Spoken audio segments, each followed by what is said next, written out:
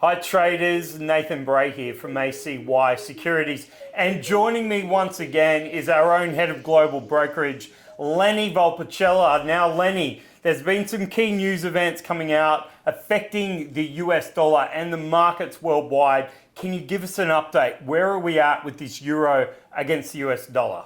Hi traders, and thanks for watching. We'd like to take this opportunity to thank our incredible viewers for tuning into our channel. We would greatly appreciate it if you could hit that subscribe button, as we're pushing for the 10,000 subscriber mark by the end of the year. Now back to the video. Thanks for that, Nath. Yeah, my eyes have been glued to the euro dollar this week. We did have the CPI data points roll through, which ended up meeting and beating market expectation. From there, we did see a sudden drop in the euro dollar. And then from there, a quick bounce back. It was almost a bit of indecision for the day. And funnily enough, that 107 number that we've been discussing all week ended up holding yet again. We traded down to 107.10 and straight back up. 30 to 40 pips or so, right? It's looking strong too during this Asian session as well, might I add. Yeah, it's been quite bullish throughout Asia today. Tonight we are anticipating the ECB. They're expecting to maintain their main refinancing rate at 4.25%. I mean, if they did come out with a shock rise, which is unlikely, then we could see further strength in the euro, but we just never know. On top of that, more US data to follow. Retail sales, unemployment claims. What's your thoughts?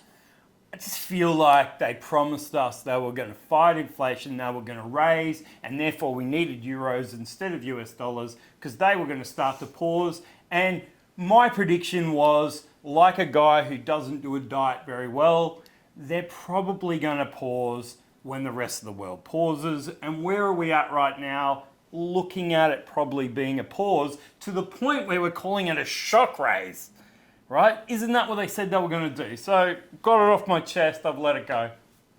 Oil is looking very interesting. It's in a really strong uptrend and has been for the last few months, technically identifiable. So what I'm now looking for is a pullback. We need to see some profit taken on oil. I'm looking at weekly previous resistance up around $84 on the WTI. So I'm looking for that to become support price action wise.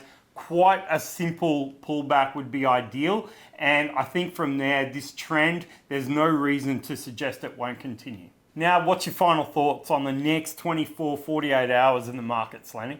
Yeah, as you mentioned, oil, I mean, with that US data to follow tonight, retail sales, unemployment claims could spur that volatility back into oil prices for the day, backed by the US dollar's front.